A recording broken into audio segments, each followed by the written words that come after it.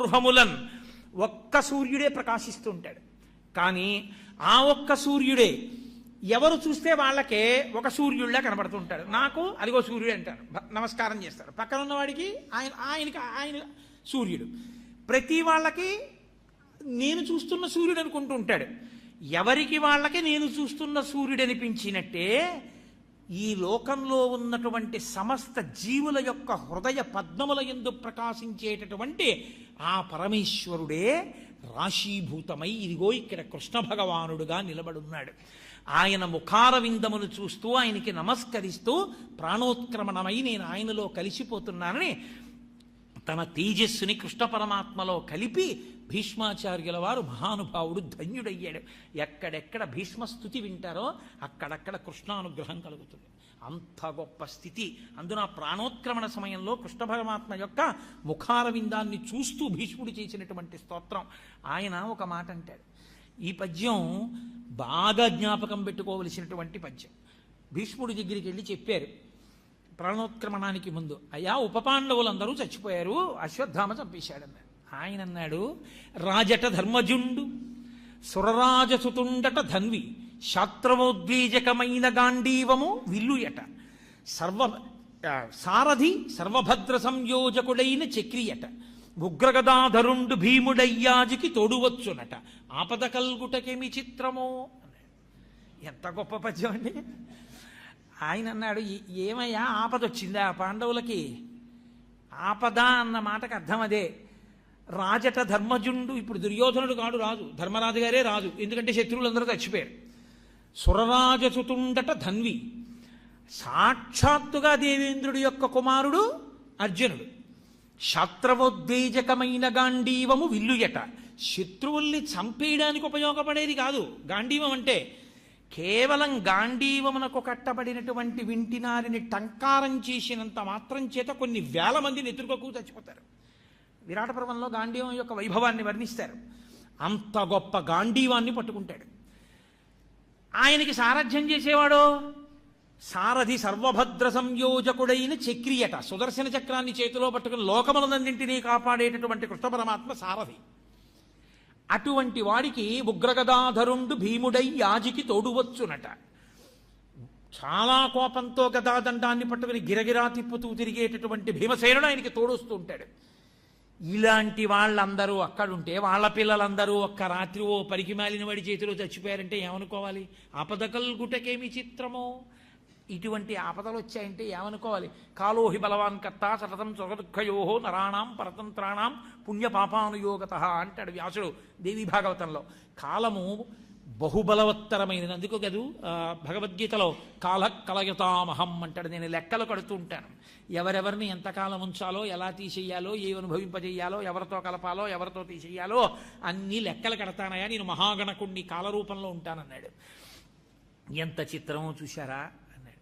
అంటే మనం పైన ఎన్ని రక్షణ సాధనములను పెట్టుకున్నామని అనుకున్నా ఈశ్వరుడు ఆపద రావడాన్ని అంగీకరిస్తే ఆపగలిగిన మనగాడు ఈ లోకంలో లేడు. ఈశ్వరానుగ్రహం ఉందా, కడుపులో ఉండి బ్రహ్మాస్త్రం చేత దహింపబడుతున్నవాడు కూడా రక్షింపబడతాడు. కాబట్టి ఆపద కల్గుటకి ఏమి చిత్రమో. భాగవతంలో ఈ పద్యాలు వింటే మనకి ప్రతి చిన్న విషయానికి మనసు పెద్దగా కదిలిపోయేటటువంటి లక్షణం ఉండదు, స్థిరంగా నిలబడుతుంది. ఓ ఈశ్వరుడు ఒకడున్నాడు, వాడి సంకల్పం అని.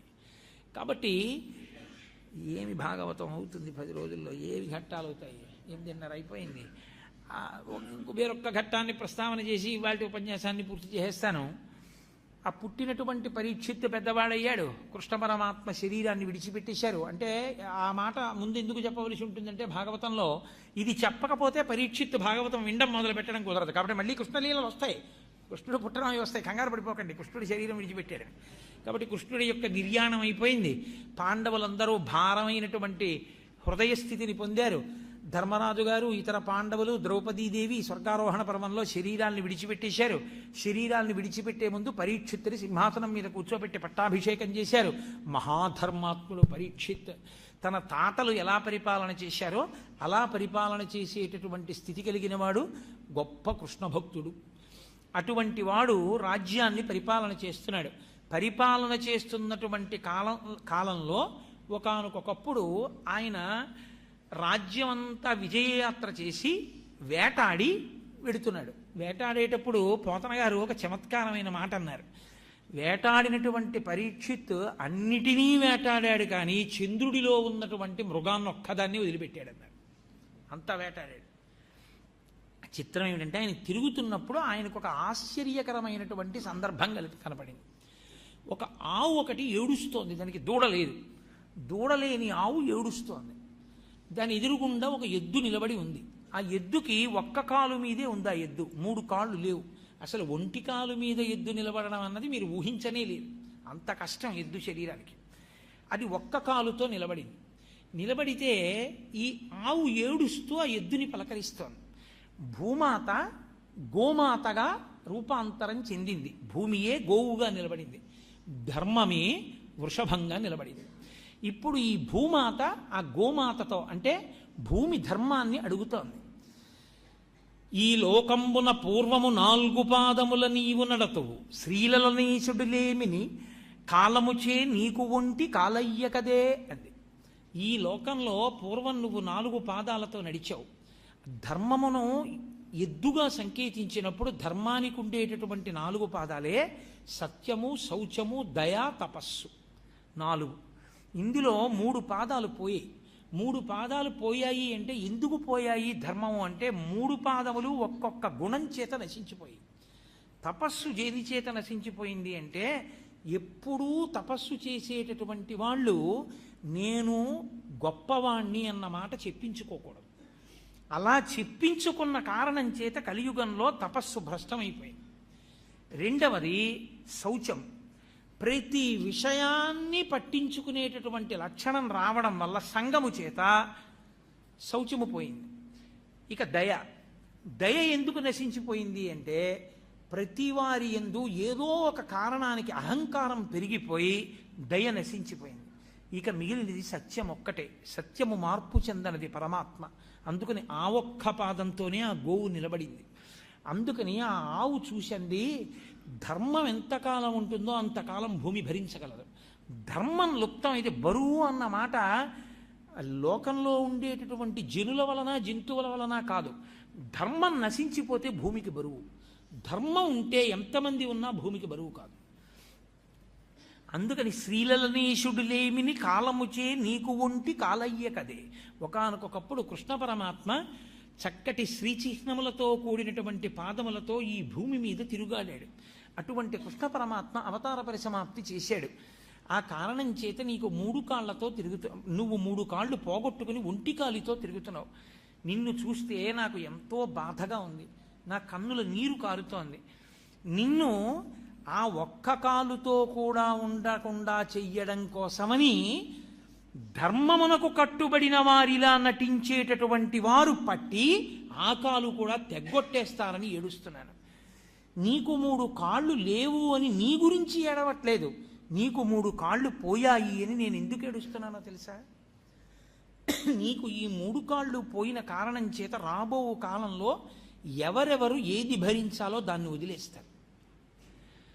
మొట్టమొదట భరించవలసినటువంటి వాడు భర్త భార్యని భరించాలి. కానీ ఆయన భార్యని విడిచిపెట్టి అన్య స్త్రీ యందు మనసుని లగ్నం చేస్తాడు. ఇది ధర్మ వైక్లభ్యం వల్ల వచ్చేటటువంటి మొట్టమొదటి లక్షణం. భర్త భార్యని వదిలిపెడతాడు. తల్లిదండ్రుల్ని పోషించవలసినటువంటి కర్తవ్యం ఉన్న పిల్లలు తల్లిదండ్రుల్ని పోషించరు. ప్రజల్ని రక్షించవలసినటువంటి ప్రభువులు భోగలాలసులై తిరుగుతారు తప్ప ప్రజల గురించి పట్టించుకోరు. యజ్ఞయాగాది క్రతువులు విమర్శింపబడి యజ్ఞయాగాది క్రతువులు జరగవు. హవిస్సులు ఇచ్చేవాళ్ళు ఉండరు కాబట్టి దేవతలకి హవిస్సు అందదు కాబట్టి దేవతలు ప్రీతి చెందరు కాబట్టి వర్షాలు పడవు కాబట్టి లోకంలో ఉండేటటువంటి సమస్త జీవజాలము ఆకలితో అలమటిస్తుంది. నీళ్లు దొరక్క బాధపడతారు. నీరు దొరకకపోతే మళ్ళీ ధర్మం నాశనం అయిపోతుంది. ఎందుకో తెలుసా అండి? అసలు ధర్మము అన్న మాట ఎక్కడుంటుందంటే సంధ్యావందనం దగ్గర. సంధ్యావందనం చెయ్యాలి అంటే ఉండవలసినవి ఏవీ అక్కర్లేదు, నీళ్లే కావాలి. ఆచమనం చేసి అర్ఘ్యం ఇవ్వద్దు. ఆ అర్ఘ్యమే శత్రువులను పడగొడుతుంది. లోకంలో సూర్యోదయం కాకుండా చేసేటటువంటి శత్రువులను పడగొట్టేది అర్ఘ్యజలమే. ఆ అర్ఘ్యం ఇవ్వడానికి నీళ్లు ఉండాలి. నీళ్లే లేకపోతే ఇంకా సంధ్యావందనాలు ఏవి? సంధ్యావందనాలు లేకపోతే ఆసురీ శక్తుల ప్రబలం. కాబట్టి నీరు ఉండదు.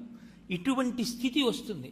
అందుచేత ఇప్పుడు నీకు 3 పాదములు లేని కారణం చేత దేవతలకు, ఋషులకు, పితృదేవతలకు, నాకు, నీకు, నానావర్ణాశ్రమములకు, గోవులకు బాధయనుచు కుందెదననగా అన్నాడు. ఈ 7 బాధపడుతుంటారు. కలియుగం రాబోతోంది. అప్పటికి ద్వాపర యుగం పూర్తయిపోతోంది. ఇంకా ఈ 7 ఎప్పుడు నిత్యము క్షోభ పొందుతారు. ఎవరంటే దేవతలకు.